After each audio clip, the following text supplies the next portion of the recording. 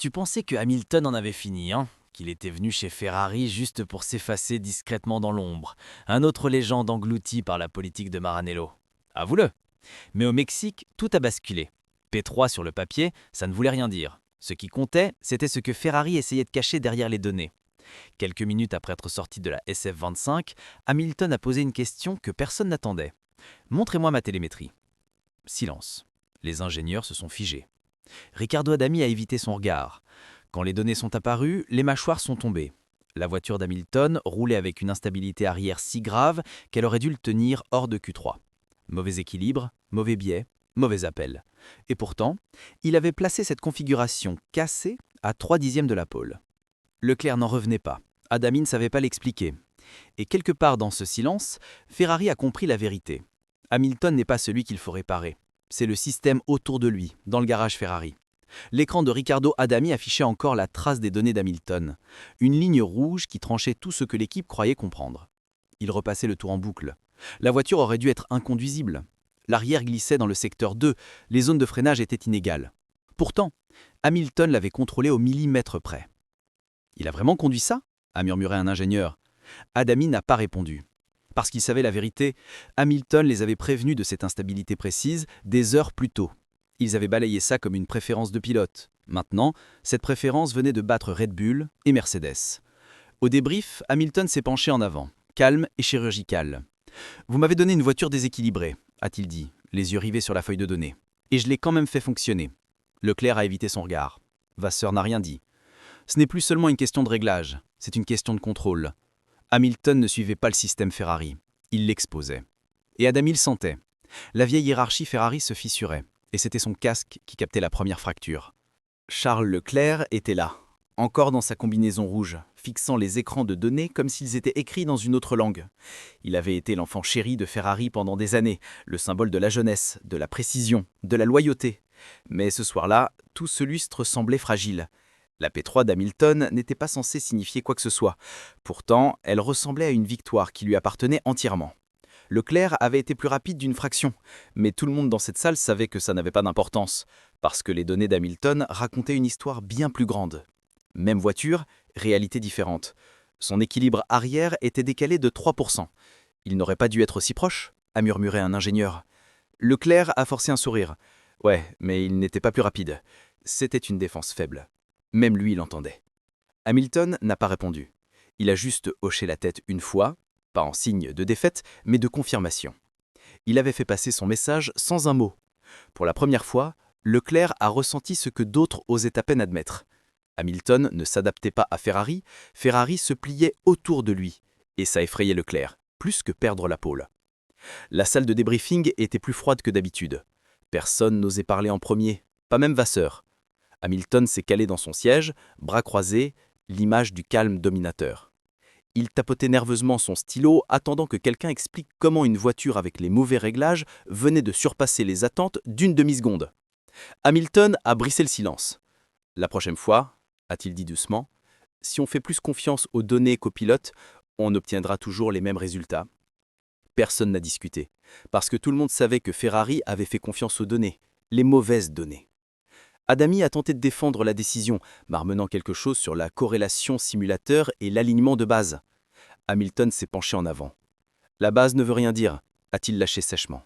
« On construit autour de ce qui marche, pas de ce qui est confortable. » Leclerc a baissé les yeux, faisant semblant de prendre des notes, mais son expression disait tout. Ce n'était pas juste du feedback, c'était un tir de semonce. La réunion s'est terminée sans applaudissements, sans bavardage, juste une prise de conscience silencieuse. Hamilton n'était pas là pour s'adapter.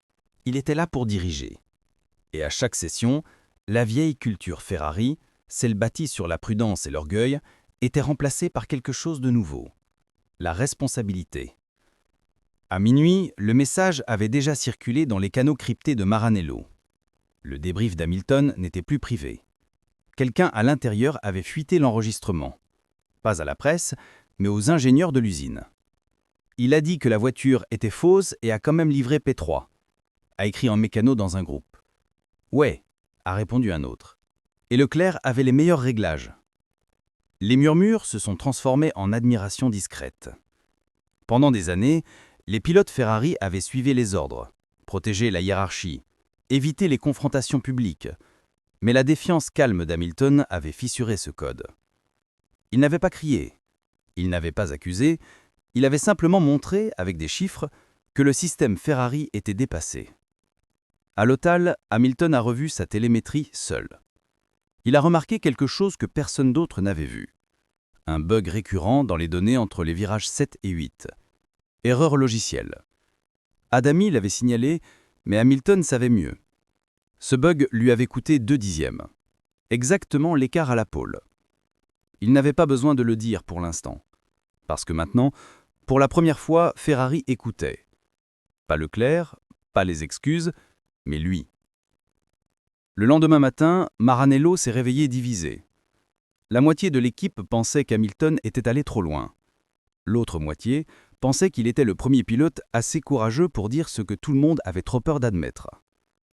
Quand Hamilton est arrivé sur le circuit, Vasseur l'attendait, bras croisés, expression indéchiffrable.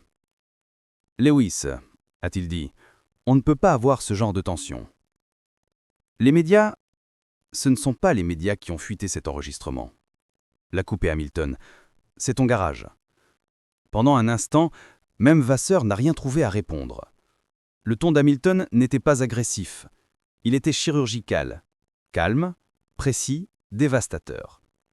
Adriano Adami a rejoint la réunion en retard, casque en main. Il avait l'air épuisé, comme un homme qui avait passé la nuit à réécrire des excuses. Hamilton ne l'a même pas regardé. « Tu as fait des changements que je n'ai pas approuvés, » a-t-il dit. « La prochaine fois, tu me le dis avant de le dire au simulateur. » Adami a commencé à expliquer quelque chose sur l'équilibre, les modèles prédictifs, les décisions d'équipe, mais Hamilton a levé la main. « Stop. Donne-moi juste la voiture que j'ai demandée pour le Brésil, rien d'autre. » Et il est parti. Pas de cris, pas de drame, juste de l'autorité. Derrière lui, le silence, celui qui signifie que le contrôle a changé de main.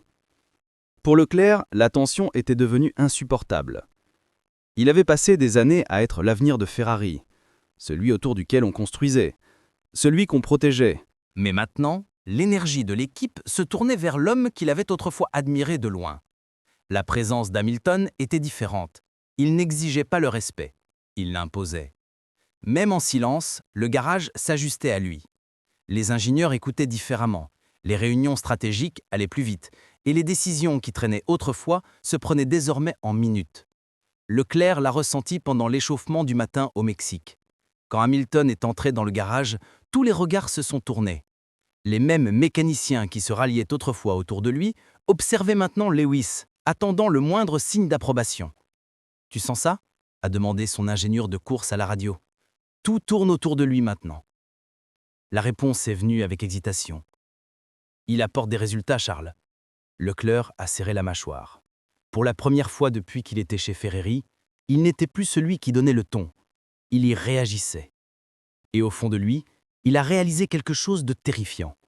Si Hamilton alignait vraiment cette équipe derrière lui, il n'y aurait plus de retour en arrière. Ni pour Leclerc, ni pour personne. Quelques heures avant de quitter le Mexique, Hamilton a envoyé un dernier message sur la radio Ferrari. Court, calme, délibéré. « Bon travail, équipe, mais on a laissé du temps sur la table. Assurons-nous que ça ne se reproduise pas. » Ce n'était pas une plainte, c'était un ordre déguisé en encouragement, et tout le monde à Maranello a compris exactement ce que ça voulait dire. Dans la salle de contrôle, Adami était immobile, casque encore sur les oreilles. Il savait que Hamilton ne parlait pas seulement de réglage ou de stratégie, il parlait de confiance. Le genre de confiance que Ferrari avait perdu il y a des années, sous des couches de politique et d'hésitation. Leclerc n'a pas répondu. Il avait déjà fait ses valises, tête baissée, silencieux. Il savait que le Brésil serait un autre test. Pas de vitesse, mais de contrôle. Le garage ne pouvait suivre qu'un seul leader. Et pour la première fois, ce n'était pas lui. Alors que les camions quittaient le circuit, une phrase discrète a commencé à circuler parmi les mécaniciens, un mélange d'admiration et d'avertissement.